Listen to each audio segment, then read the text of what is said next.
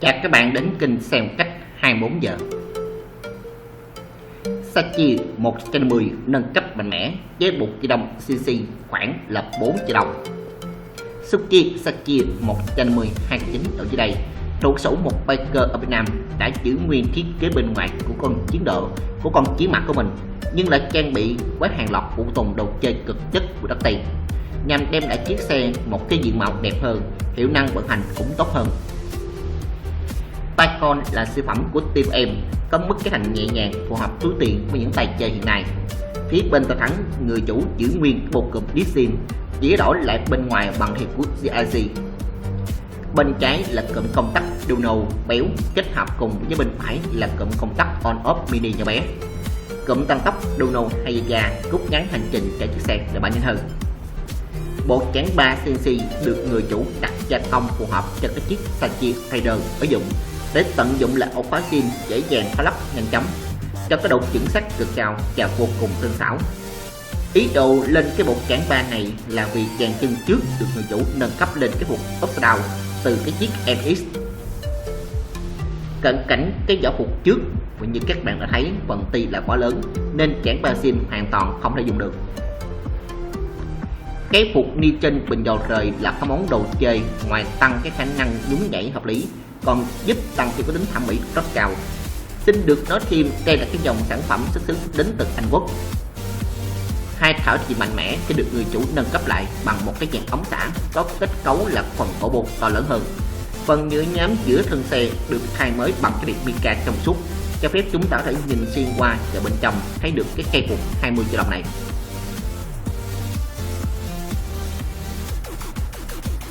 Exeter 135 độ là phun xanh tử siêu ngầu đến từ Baker Vĩnh Long.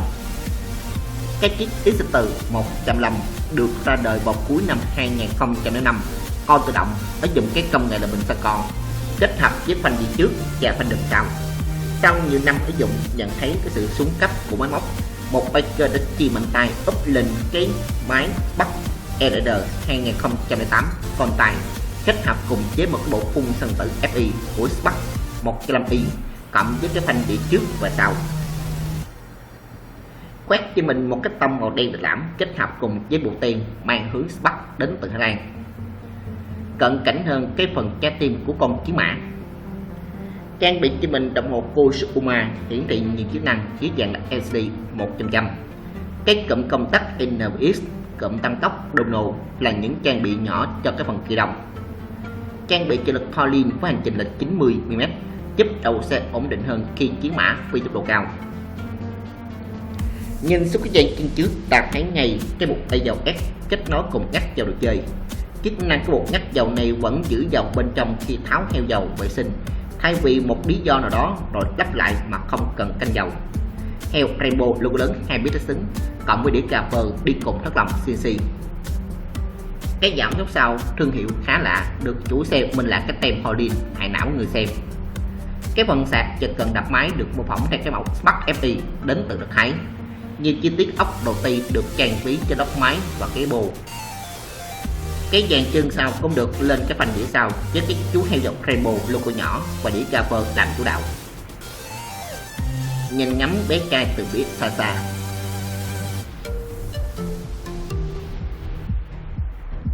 Cảm ơn các bạn đã clip này, và tiếp nhớ like, share, subscribe.